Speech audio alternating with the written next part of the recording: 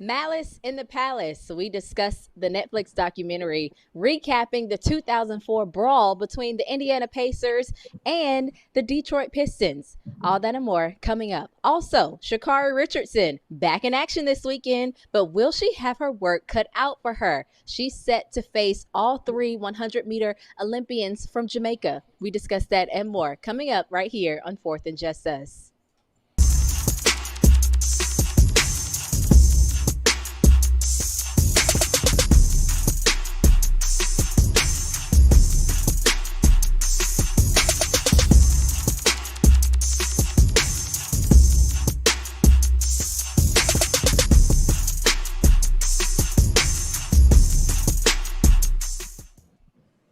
Welcome to Fourth and Just Us, everyone, where we have the conversation where we intersect race, sports, and politics. I'm LERICIA Harris alongside Kevin A.D. Anderson and Dr. Leonard Moore, and we are excited to have you back with us for another week and another show full of amazing topics.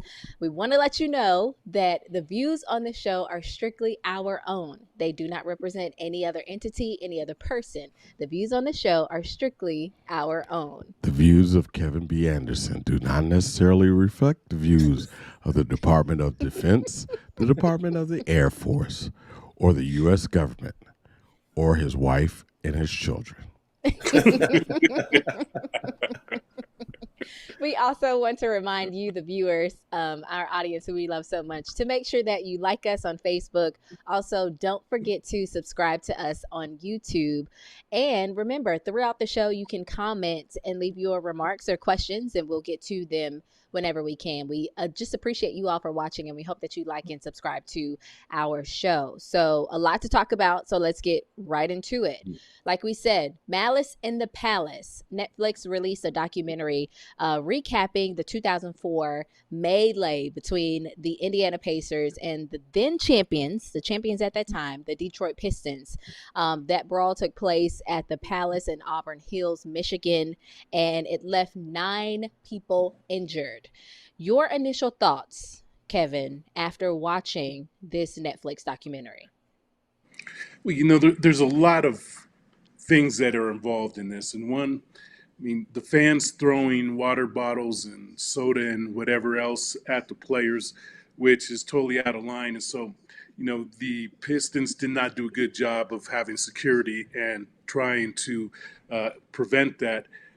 Having the players go up in the stands. And we grow up on the playground and whatever. And, that kind of activity is unacceptable. Now, it doesn't make it right for them doing it, but, to be surprised that something like that would happen isn't surprising, really. Doc? Well, as y'all know, I'm a history professor, and we always say that journalists write the first draft of history. And I knew the minute I saw it, I'm like, man, those fans started this whole thing. But what happens when you have a overwhelmingly white journalism corps that identifies more with the fan than the athlete? What happens is you get this narrative that's spent that these black athletes went crazy attacking people in the stands. I mean, I remember when LeGarrette Blount, who played running back at Oregon, when he hit that white player who came up behind him. But the media always takes the side of the fan, and we have to be honest with ourselves. There is I think America has a love-hate relationship with their black athletes. I've never understood why it's acceptable for people to go to a game, sit courtside, and just cuss people out all day. I mean, I couldn't go to anybody else's area of employment and just sit there and verbally abuse them. And what amazed me about the documentary was how it appears that this has affected Jermaine O'Neal, and the event was 17 years ago. That brother is really hurt by that. And so sometimes we don't realize just the impact these events have on some of the people who are involved, and it wasn't his fault. For sure. I got to agree with you, Doc. Excuse me. But I was taken aback a little bit by the narrative that was created that you saw from this Netflix documentary. At one point, I had to ask, okay, well, who was going to have the side of the athletes? Because I think it's well known that they understood, what happened on the court they really weren't going to fight because, you know, they're friends, and, you know, that sort of thing happens from time to time, correct? But looking at all aspects of the video that was shown in this Netflix documentary, it was clearly obvious that this entire brawl was started, like you said, from the fans. It started when you saw in slow motion that beer bottle come down and hit Meta World Peace in the face. And so it's like, at that point, do you expect him just not to retaliate, already knowing the type of person that he was at that time? Right. And so I think for me, that was where I saw the issue, is no one had the backs of the athletes. It felt like no one understood them, which, like you said, it showed that it definitely affected them, especially Jermaine O'Neal. And I think that showed going forward too, in the years to come, because it seemed as if his career was the one that was sort of left on the back burner, in essence, because Meta World Peace went on to go win a championship with another team. Jackson also went on and continued to progress with San Antonio when he went over there. But what happened to O'Neal? You know, he was the only person that took it to the criminal level and actually was able to reduce his suspension. And it seemed like the system that actually does not have the backs of many African Americans, which is the criminal system, actually was the one that supported them, in essence, in this particular documentary. Right. And that is a great point. We don't even talk about Jermaine O'Neal's career anymore. Mm-hmm. He's forever associated with this one incident. You know what I mean? So imagine your entire body of work as an athlete, you know, going straight from high school to the pros. Nobody talks about that anymore.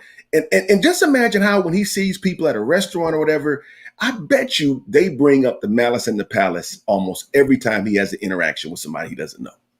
Yeah. But there's another component of this that they tried to downplay, was a gentleman who threw the water bottle, and he acted like, you know, it wasn't any big deal, and that, you know, he was innocent of all of this. And so the media in the documentary almost felt sorry for him and presented it that way, which he was the one who instigated all this, and he didn't even get beat up.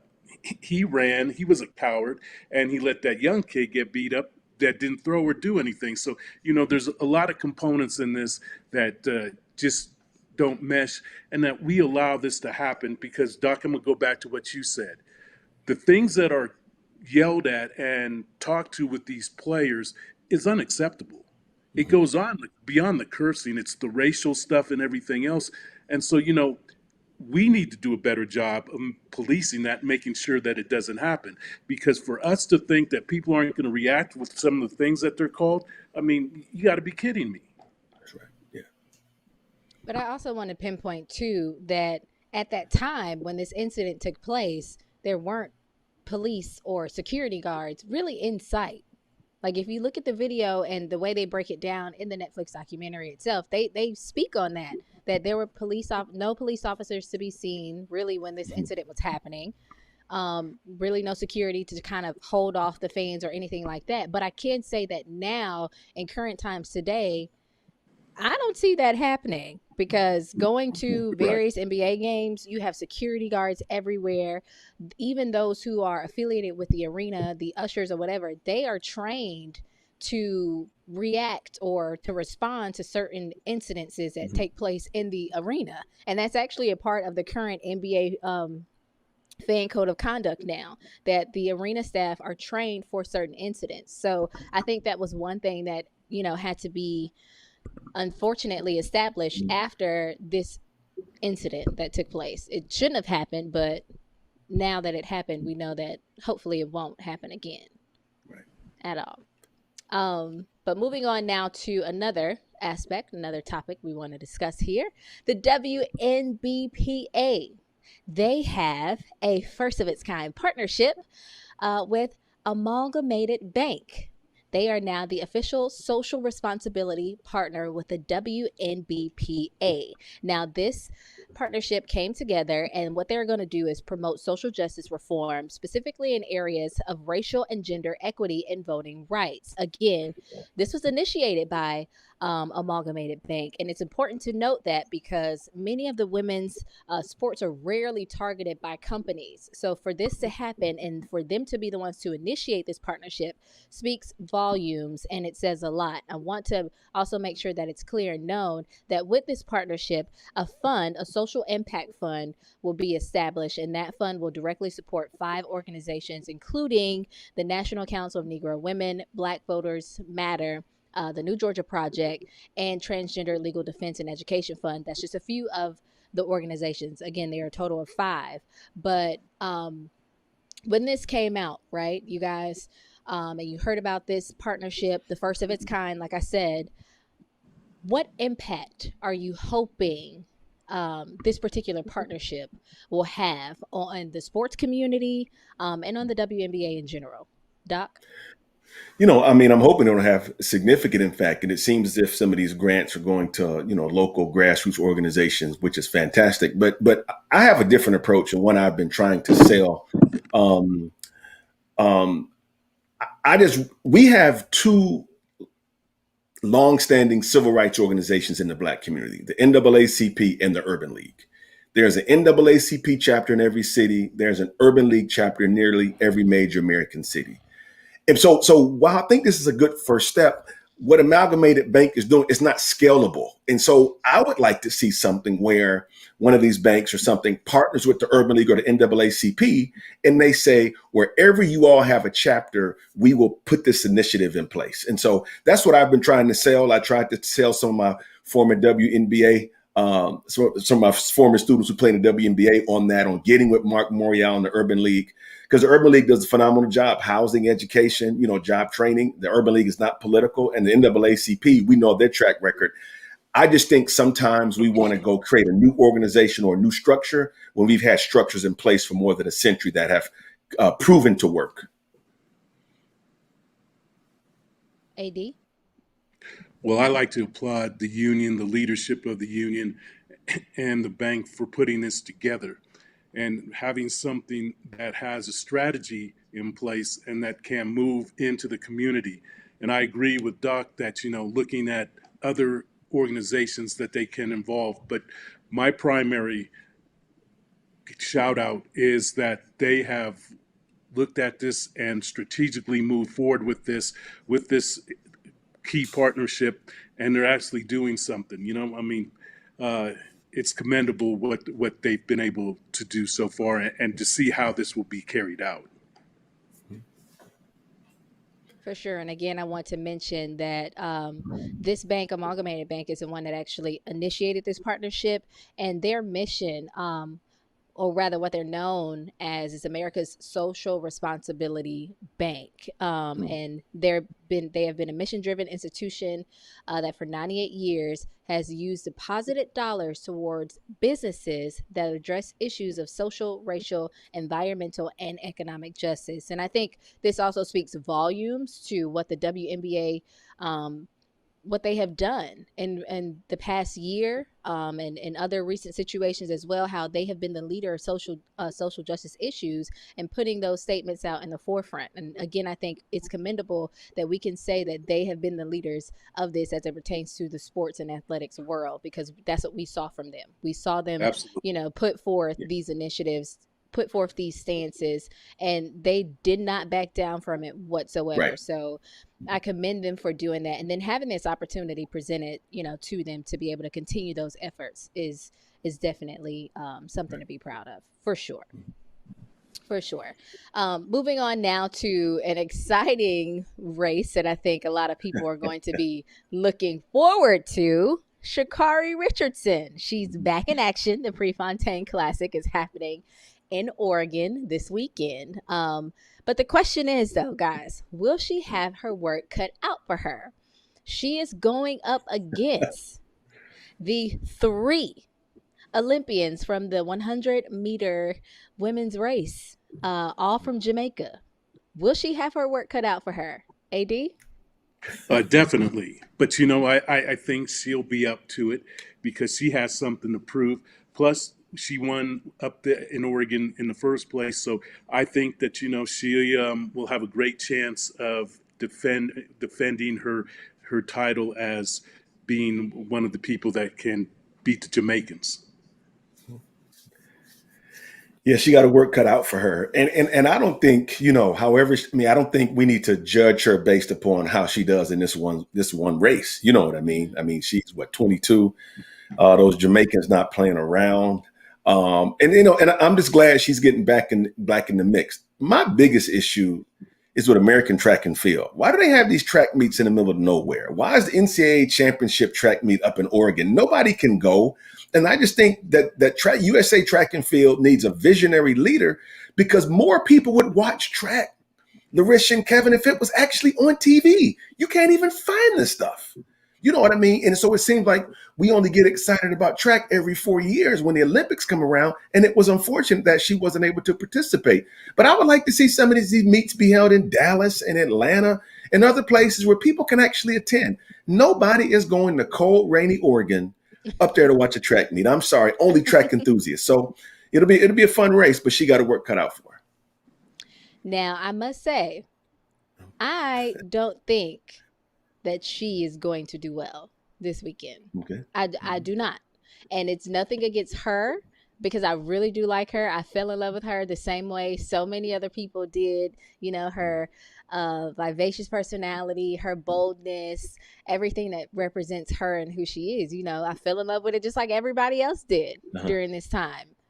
But watching the techniques of these 3 women who captured this gold, silver, and bronze medal at the Olympics, and watching the technique of Shikari Richardson, there's a difference there. Now, don't get me wrong. I'm not saying that she can't, that she couldn't come out, and possibly make a statement or make a stance. Heck, even snag a second place. I just don't see her winning this race, actually, because you have to remember, she is going up against the young lady, Elaine, who snapped Flojo's record. And she was impeccable coming out the gate during that race when she had that record. So it's going to be interesting to see, how she's been training, how she's been preparing, what she might have fixed, during this time that she had off, even though she wasn't able to actually physically be a part of the Olympics. What was she able to do? And I think that's what a lot of people are going to be looking at and watching for, those who will be watching this race, because there will be a lot of eyes on it just because it's Shikari Richardson and the stance and statement that she made because of her unfortunate incident. So I think it's going to be interesting to see how she comes out in this race. And so I'm LERICIA, hoping what that you're saying is the Jamaicans are no joke. They own the sprints now. So, I mean, Yeah. it's going to be a challenge for her. But, she's, I believe, with everything that happened to her, she's motivated as well. So we'll definitely see. Hey, Doc, one thing I want to go back to you. They have spent millions and millions of dollars on that complex in Oregon just to have these meets. So to get it to be moved around, you're going to have to fight Nike and that money. Here's what I'm hoping with Shikari, and I'm speaking as a father now. Yeah. I think when we have young people in our community or in our family who come into instant fame and wealth kind of instantly, and I'm not saying this with her family, I'm just speaking in general, we shouldn't just turn them loose. You know what I mean? I remember when Jerome Bettis got drafted, I think he won Rookie of the Year, and he told his parents he was going to hang out in LA for the summer. St. Louis, her team was with. They said, no, Negro, you coming back to Detroit. And Jerome Bettis talks about in his book how, like, that first summer after his NFL year, he was sleeping back in his childhood bedroom. And what his dad said was, I know you're a professional football player. He said, but you are still my son and you are still young. So I'm just hoping Shikari has a good group of a team around her, and that we don't just turn her off to just turn her to the wolves. No, she needs mentoring, and, she needs people to affirm her and love her, and just to make sure she stays on the right path. Agreed. Again, we wish her the best of luck this weekend. All eyes will be on that Prefontaine Classic that's happening this weekend. So I'm pretty sure she's going to make a statement this weekend. So look out for that. Moving on to the NFL now. We have to talk about it because we've been talking about this particular situation for the past couple of shows as it pertains to COVID-19 and the vaccinations. Well, the Falcons are believed to be the first NFL team to be 100% vaccinated. This came out this week that the team, again, 100% rate. No other team has that particular stance right now. Just your initial thoughts, Doc, when you heard about it. I'm excited. I'm very excited. I think we talked briefly last week about, we have two groups of anti-vaxxers. You have the Trump people in one camp, and then you have woke black folk in another camp. You know what I mean? And it's crazy that they agree on this issue. There's something called the horseshoe theory or the horseshoe diagram. Don't worry about it. It will be too complicated for me to explain. But you have these two extremes, but they appear to be together on this one issue. And the fact that, it's associated that not getting the vaccine is associated with being woke is problematic. And so what I'm hopeful, LERICIA, Atlanta, like I said, they're 100% vaccinated. Hopefully the black folk in Atlanta will see that in many ways, right? And it will motivate them to go get vaccinated. AD, before you hop in here, I want to ask you this question, being that you are a person who's in that specific type of role, like the business aspect of the game, right? Do you think this 100% vaccination has anything to do with the fact that a memo was sent out and Commissioner Roger Goodell said that games would no longer be rescheduled and that teams responsible for cancellation would receive a loss on their record and players on both teams would not be paid? Do you think this vaccination has anything to do with that specific memo? Show me the money. Right. Show me the money. Hey, Doc, I know I'm not intellectually enough to understand some of the things you're going to say, but I think our viewership probably would be able to understand it. So maybe you'll take some time to explain it to them. It's a good message to be sent out. But unfortunately, and we've been talking about this, we've been talking about this for a long time now. And so finally, we're recognizing and we're applauding this team for doing it. But every team should be 100%, and it should have been done a long time ago. So I applaud them for being 100%. But, for it to take this long, and we're only talking about one team, that's discouraging right there. Right. And we're talking about grown folk, and we're talking about people who, say they have compassion for their teammates and everything else. Well, if they truly did, we would all get vaccinated. And if we had to wear a mask, we wear masks. So we protect one another. And that's what it's all about. It's not about, giving in to something or believing in something. It's about trying to take care of your fellow man. And, that's a simple message. It's not going to be the intellectual message that Doc's sending, but it's pretty simple, and most people should understand that. You would hope we understand it, but who knows? Well, hopefully we'll see more of the NFL teams make it to this specific rank. Hopefully they'll make it to the 100% vaccination rate. But we do know that there are, let me get this right. There's a stat, right? It's all 32 NFL teams have a vaccination rate above 75%. That's including 15 teams that have a rate of over 95%. So it's slowly getting there. It's slowly happening. Hopefully we'll continue to see more teams sort of reach this milestone here. LERICIA, let me say this. I think the high profile athletes, they have a responsibility to get vaccinated and to tell people, you know what I mean? Mm-hmm. And I tell people, when you are a community leader, when you have been put on that pedestal, sometimes you have to make decisions that are for the greater good of the community. And I think every African-American person who's ever been in any kind of position of leadership, sometimes there is in many ways a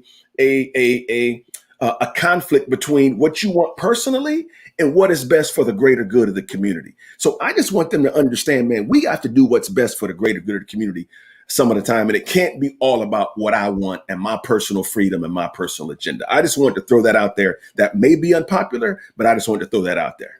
Yeah, but Doc, just because they're professional athletes and they're there doesn't mean they're a role model and that they're going to take on this responsibility. So, for us to think that's not going to happen, because if you go into those locker rooms, you do see those few people that lead and everybody else is following. And those good teams have great leadership in the locker room, and some of those other teams have no leadership in the locker room. The thing is, though, Larissa, and I go back to what you initially asked me. It will take a team to forfeit a game and lose that money for everybody to get vaccinated. Once that happens and they see that this is real, then, we all fall in, and there's a lot of sheep out there. But until that happens, I think we're still going to be chasing that number of trying to get everybody vaccinated. Yeah. It's almost like an incentive in essence, right? Yes. Would you agree? Yeah.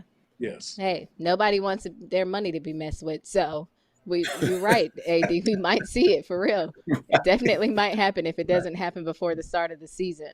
But since we're talking about the season, let's talk about preseason and some of these new rookie quarterbacks that we have now seen since preseason action has taken place. We know that there were 10 quarterbacks selected in the 2021 NFL Draft. Now, all of them made their professional debuts during week 1 of preseason. More than half of them played well. But I want us to kind of focus on the 5 that came out of the first round, right? Because there were lots and lots of conversation around these 5 guys that came out of the first round of the draft pick. So after watching the preseason debuts of some of these players, such as Justin Fields, Trevor Lawrence, Trey Lance, Zach Wilson, AD, what were your thoughts about them, and what impressed you the most about some of these rookie QBs? Well, you can't believe the hype. And so they were all playing against second team players or players who were trying to make the team. So you can't judge there. But, the thing is that from the beginning, Justin Fields has always shown that he's probably the best athlete out of all of them, the best quarterback. So, I think that we need more time to see this. But I will say this. Watching Trevor Lawrence and the Jaguars, I think that he's going to have a difficult time, because if he doesn't have anybody blocking for him, I don't care how good he is, he's not going to survive in the NFL. So it was interesting to see Urban Meyers on the sideline as well, and how long he's going to be able to take this, because unless I'm missing something, I think they're going to struggle this year, because he just doesn't have the people he had at Ohio State and Florida. Right. When Chicago drafted Justin Fields, LERICIA, your Atlanta homeboy, my fellow Ohio State Buckeye, the Bears instantly became my second favorite team, And so I'm watching the Bears preseason game the other day, and it amazes me, Kevin, LERICIA, that no matter what this brother does, they always find something to critique. A play would break down. He would run 15 yards to a first down. Play would break down. He would roll out, find a receiver. And what they say is, yeah, well, he has great athletic ability, but you can't really count on that. And I'm just like, if you contrast that with the way they talk about Taysom Hill, a gimmick quarterback, and people, they were trying to sell us that Taysom Hill could be a 17 game starting quarterback in the NFL. And I just want to know, what has Justin Fields done to people to get all this hate? I have a theory. I could be wrong. And my theory, I'll leave it at that. I don't know what he's done to endure or get all this hate from folk. My theory. Come on, go ahead. You got to say your theory. No, you got to. Yeah, you got to say that. My theory is that the white media does not like what Justin Fields represents, because he doesn't fit the stereotypical high-profile black athlete. Well, I never knew my daddy. If it wasn't for sports, I would be dead or in jail. Me and my mama struggled my whole life. I think the white media and white America, they like that narrative because it shows that, hey, we have created this awesome opportunity for you, and without us, you wouldn't have it. Justin Fields, his parents been tight. I remember watching draft day. All these other people had 40, 50 people at their house. Justin Fields, it was him, his sister, his parents, and his grandparents, and his agent. And I just think that they don't like that image that in many ways he promotes. Well, one thing, they're going to have to deal with him, because every indication he will be successful. And so once he really has success, that image and how they treat and talk about him will be different. Trust me on that. It's too early to judge any of these people. But I mean, the people that were chosen before Justin, and if they don't have it, they're going to have that conversation about, well, just look how they made a mistake. And quite frankly, some of those people who did not pick him probably won't have jobs in the next couple of years. Let me throw this in. Okay. If you think about Fields with the Bears, other brother got picked up by the Packers last year, and I think Lance with the 49ers, right? Mm-hmm. Those are three pressure packed franchises where they bring a lot of attention. It ain't no pressure on Trevor Lawrence in Jacksonville. That's a expansion franchise, been around 20 years. Do you know what kind of pressure is on Justin Fields in working class Chicago? Tons of pressure, but I think he's built for it. Okay, so with that being said, right, how would you rank like I said, the first five, the 5 QBs that were drafted in the first round?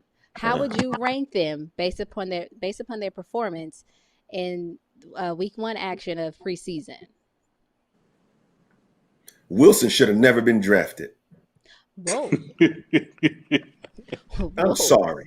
This is ridiculous. Should have never been drafted. So I take it Wilson is your number 5 on your list from that statement. Yeah, I mean, you know, where was Mac Jones drafted? Where was he drafted at? Was he one of the 5 too?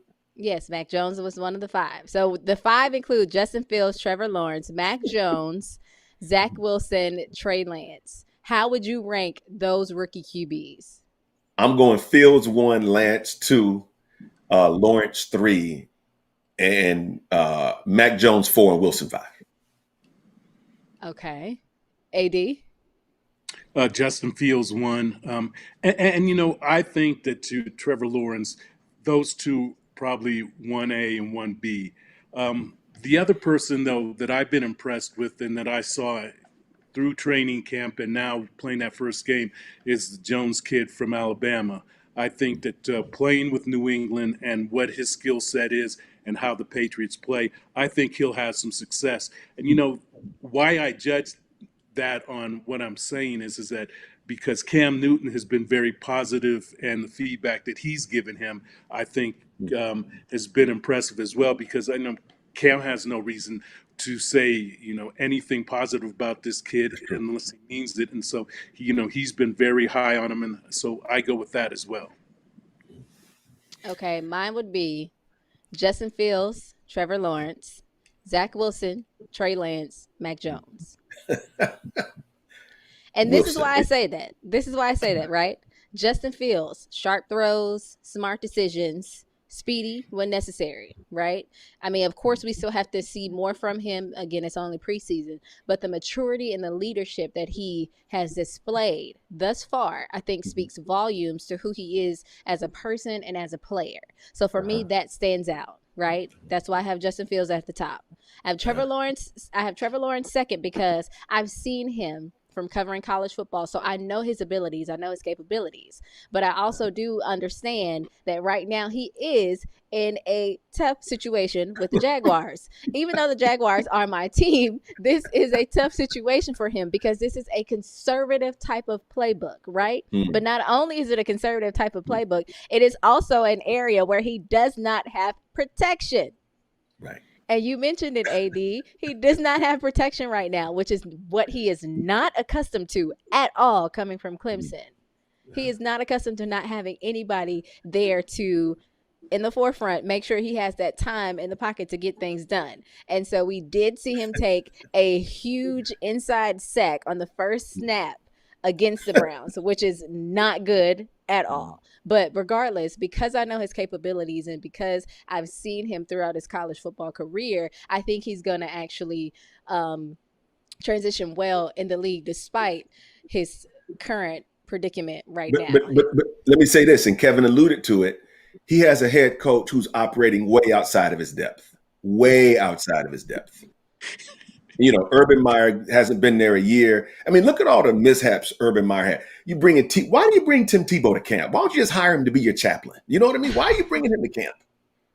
And then he tried to hire the strength coach from Iowa who had all those allegations of being a racist following him, and then breaking some rules, some NFL rules in terms of, player participation off season.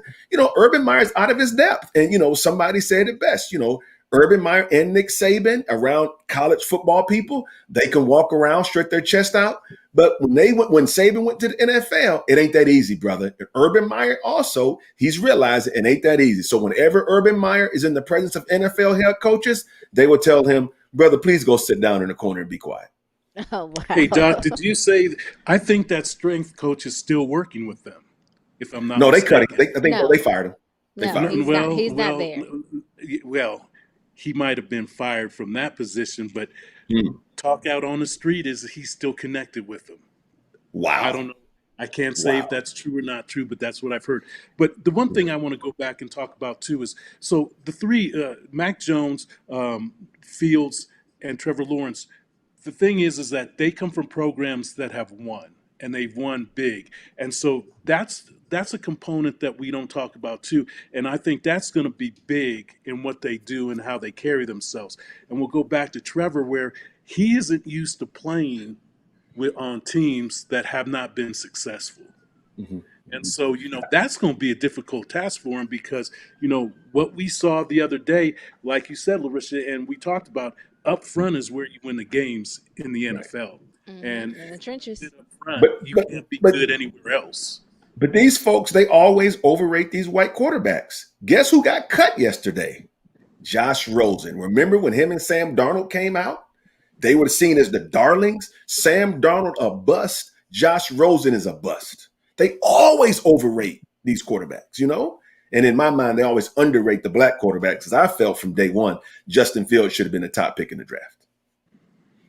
Well, we shall see what takes place and what happens as we continue on. I'm excited for the season. I'm excited to see what all of these quarterbacks that we mentioned are going to do. We gave our rankings, and we're going to see if our rankings hold true throughout the season. So remember this moment, guys, because we will come back to it, okay? But another quarterback situation we got to talk about really quickly. Jameis Winston versus Taysom Hill. The Saints. Who is going to be the person to replace Drew Brees? That's the question I think that everybody is wondering right now. We know that the head coach, Sean Payton, has been non-committal and calculated as to how to handle this massive decision, because it is a massive decision, right? Mm-hmm. And so I'm curious as to how you all feel about this particular quarterback scenario or matchup that we're seeing right now between, again, Jameis Winston and Taysom Hill. AD? Neither one are going to replace Drew Brees. I just, New Orleans probably will struggle this year. And then they'll draft a quarterback next year or trade for one. And there's going to be some people out there that they could trade for. But I just think on looking at the history of both of these young men, I just don't know if they can lead New Orleans to the kind of team they have proven to be in the past. So I'll take a pass on that, and I don't think either one of them are going to be able to fill the shoes that Drew Brees, how he played for the Saints for all those years. Of course, nobody can fill Drew Brees' shoes. It's right, Drew Brees. Right. Well, now I won't say Drew Brees he's not the best that's ever played. So he was good for New Orleans, and he did break those records, but that team was very good. But if you compare him to a lot of other quarterbacks, I don't think there is that comparison. He's a winner, though. I'll say this. He's a winner, and he led that team. And, again, he had some mishaps, and he said some things, and he lost some of his players in the locker room for a while. So, we need to take that into account as well. I think I'm just looking at it from the standpoint of the Saints and what he was able to do for that particular organization, right? Whoever steps in behind him will have some big shoes to fill, because when he was there, he got the job done, right? And so I think for me, that's sort of what I'm looking at. I'm not comparing him to any other quarterbacks right now, because there are several other quarterbacks who, of course, rank higher than him. Well, I'll give you one example, though, of somebody who's been able to do that. So when Joe Montana left Steve Young stepped right in and was successful and won Super Bowls right after Joe Montana. So there are examples of teams and players that have done that. Yeah. In this situation, I don't think it's going to happen. Let me say this about Jameis. If y'all ever are bored or having a bad day, go on YouTube and look at some of his workout videos. It will brighten your day. You will crack up laughing. I'm a big Jameis Winston fan, and I think this year will witness the resurrection of Jameis Winston. People talk about, Kev, all the interceptions he threw with Tampa Bay the year before last, but that brother also threw a whole lot of touchdowns. He got a big arm, and I'm just hoping that the system in New Orleans will be a lot better for him than Bruce Arians' system in Tampa Bay. That's Jameis Winston's job. I don't see how the head coach of New Orleans could roll Taysom Hill out and be taken seriously by any opposing NFL defensive coordinator. Jameis will be the starter. He's going to throw 2 or 3 picks a game, but hopefully he can throw about 3-4 touchdowns a game too. Hey, I will tell you this. He's going to throw some picks. Hey, he was a baseball player too. I was down in Florida State and saw him play. He made a catch at the wall in right field and threw someone who was tagging up from the wall in right field to hide home. So he has a hell of an arm and a great baseball player as well. Very, very athletic. I love his personality. He reminds me just of a good old country brother, doesn't take himself too seriously. I get the impression he hang out with the same folk he's been hanging out with since high school. And he's just a likable. I know he has some issues at Florida State, but he's just, to me, a likable young man. Well, he has fun. The part that I thought was hilarious was how he has been making fun of him of himself, right? Saying, well, at one point I did know how to play good football and I'm getting back to it. So when I heard him say that, like in an interview, you said, he didn't take himself too seriously. Like he understood, what he did while he was in Tampa and unfortunately having that large number of interceptions, et cetera. But for him to be able to hone it, own it, and take it in, and now he's working to make it better. I think that's commendable for him to do that and know not to take himself too seriously and try to focus on the good that can come out of this. So I don't know who's going to be the quarterback. I don't know. Honestly, I don't think it would be a bad idea to try to utilize both of them in different scenarios or in different ways, depending on what team you're facing and the schemes that might be thrown your way. It could be useful to utilize both of them. I don't know. We shall see. But obviously, AD, you don't think either one of them are suitable for the position. And Doc, you're going with Jameis Winston. So the resurrection of Jameis Winston. That's it. That's what we're going to call it. So we shall see the direction that Sean Payton goes in as it pertains to who will be the starting quarterback for the Saints.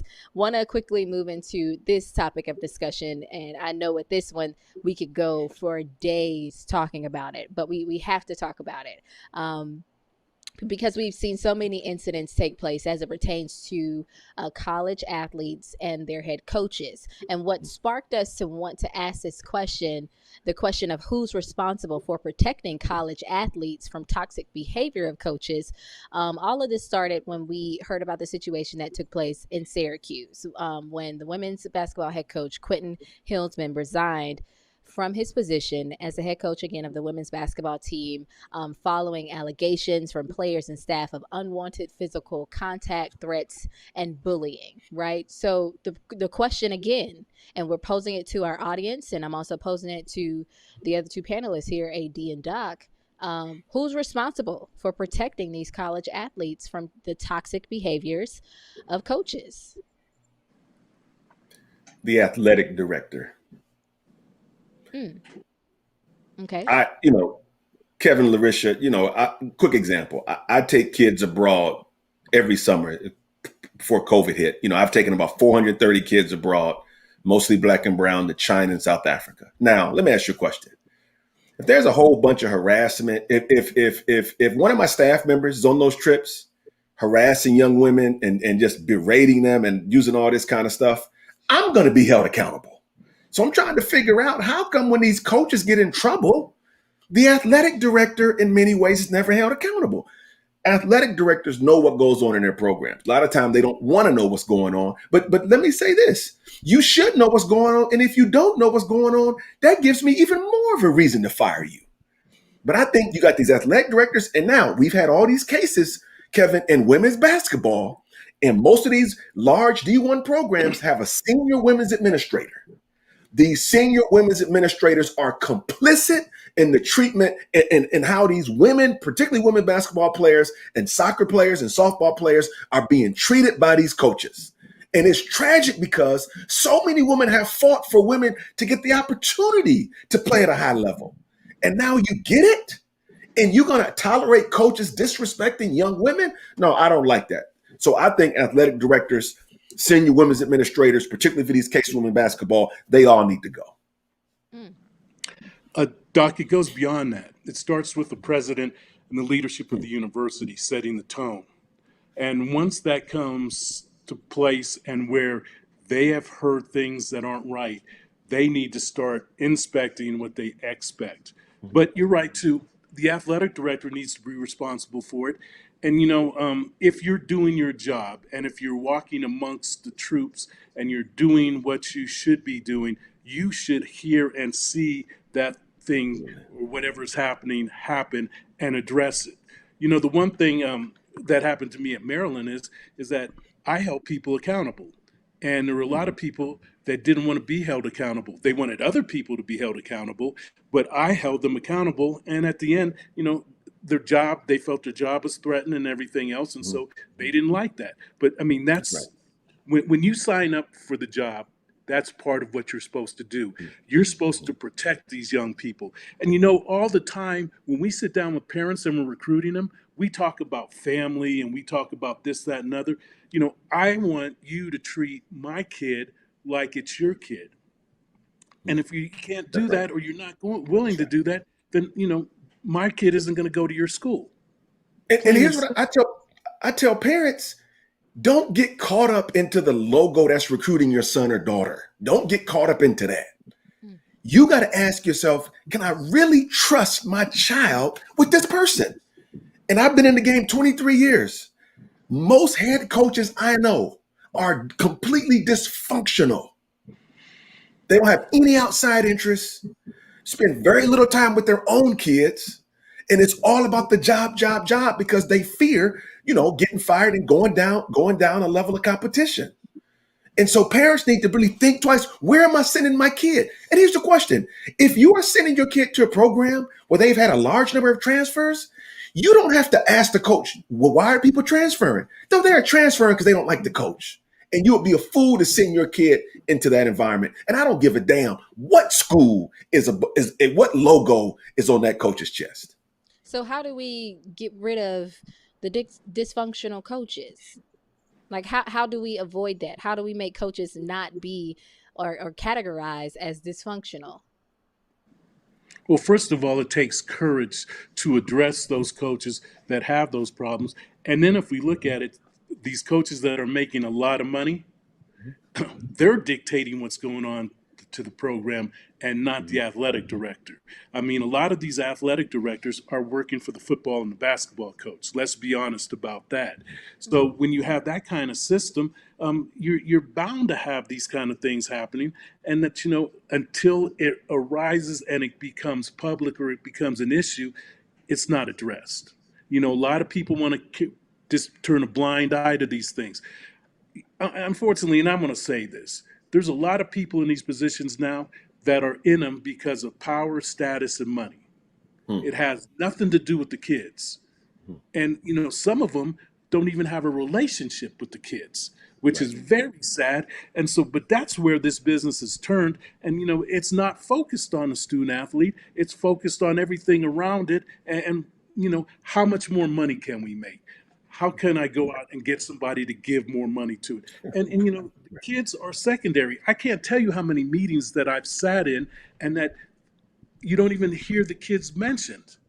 So that's where we are with this. And until we go back and, if we can, address it and take care of these student athletes, it's not going to happen. But Doc will say one thing, and I hope you will expand on this, that the student athletes that we're working with today are much smarter and are much more vocal and will come out and have much more information, and they will come out and they'll make you be right.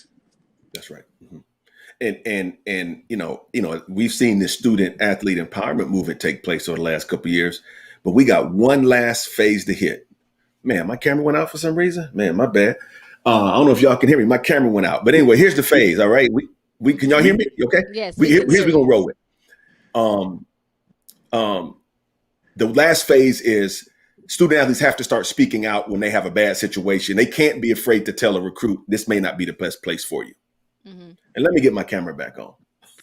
Hey, Doc, well, that's something that you just said that is very valid now. And here's what's going to happen. With this transfer and this transfer portal, now they have an opportunity where if they do speak up, they'll have another opportunity to go somewhere else, where in the past, that was limited and, they were probably afraid to say anything. So that's going to be a game changer in itself. So with it being that there is this move by a lot of the student athletes to make their voices heard and to be recognized for what they're speaking and saying, why don't we see a lot of the others in these leadership roles, athletic directors, presidents, etc., take the initiative to hear more from the student athletes and maybe find coaches that can actually fit into the mold of what the students are saying and then what the institution itself should actually be representing? Well, I'll give you an example. So I had a thing at Maryland where we called it Kicking It with Kevin. Mm-hmm. And I invited the athletes in, nobody else but me and the athletes. And it was about, I wanted to hear what was on their mind. It wasn't about sports. It was about everything else. So it was written in the Washington Post about what we were doing and everything. So one of my colleagues, and I like him, very nice man, he came up to me and he talked to me about what I was doing. And so I told him this, and he said, well, I'm a 45-year-old white man. I have nothing to talk about with these kids. And I mean, like, you're in this position. And what my whole thing was, it's not about talking to them, it's talking with them and listening. And that was a key thing, listening. And I wanted to know what was on their minds. Understood.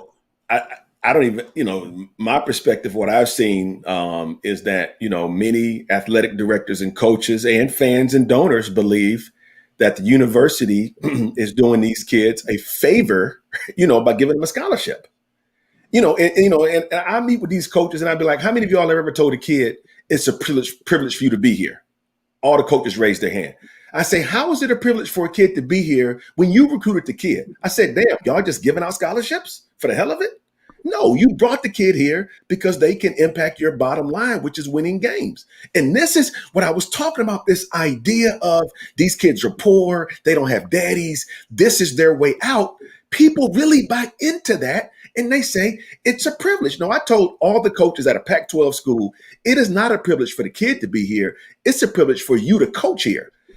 I can guarantee you a kid at that Pac-12 school who was swimming, playing basketball or playing football or softball, they could go get another Pac-12 scholarship. They could transfer. I said, can you guarantee that if you got fired today, you get another Power 5 job?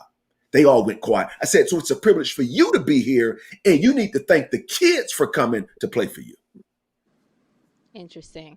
Now, we could continue going on and on with this topic, but we are running out of time, guys, and we want to make sure that you have an opportunity for your final thoughts. So we can always, like I said, continue this conversation another show, and I'm pretty sure that our listeners, our audience are enjoying the conversation, but want to leave you some room to be able to express your final thoughts, share whatever's on your mind right now as we prepare to wrap the show. So AD, let's start with you. What's on your mind? For all the folks in Maryland, I want you to go out and vote for Wes Moore for governor. There's no better leader. There's no better person to take where Maryland is now and move it forward. So vote for Wes Moore. Doc? Well, two things. Number one, my kids went to school today for the first time since March 9th of 2020. Help me, Holy Ghost. Amen. I got my house. Amen. I got the house to myself. And I think my wife's going to work tomorrow. Number two, I want to give a shout out to the people from Paris, Texas. So Paris ISD. So that means the Paris Independent School District. They did something brilliant yesterday. Now, these are country white folks, all Trump supporters, Northeast Texas. You know, our governor in Texas here has basically signed an executive order prohibiting schools from implementing a mask mandate. They have a brilliant attorney. They went through the Texas Education Code and found out that local school districts have the authority to implement dress codes. So what they did, they didn't implement a mask requirement. They just said wearing a mask now is a part of the school dress code, and there is nothing the governor can do about it. And again, these are country white folk up in Northeast Texas. So I want to give a shout out to Paris ISD for finding the loophole. And I've been told this morning that other school districts around the state are going to use that same loophole. So props to them. And as for me, I just want to shout out the photographer for my gender reveal, Miss Yolanda Richardson. She gave me my photos back from my gender reveal, and I absolutely love them. Every picture that showcased the reaction of myself, my boyfriend, and my family. It was absolutely beautiful. Again, I'm having a little boy and a little girl, and so I posted those pictures on my social media if you want to check them out. They are gorgeous, and I love them. So thank you, Fuzzy Rabbit Photos. Thank you so much. And thank you to the audience for listening and tuning in for another episode today. We'll be back next week, same place, same time, with more hot topics and more hot takes for you to enjoy. So make sure you come back and watch us wherever you are watching us on Facebook. Go ahead and click that like button. If you're on YouTube, go ahead and subscribe to us as well. And we always love to see your comments and hear your questions. So thank you, and we'll see you again next week. Have a great day, guys.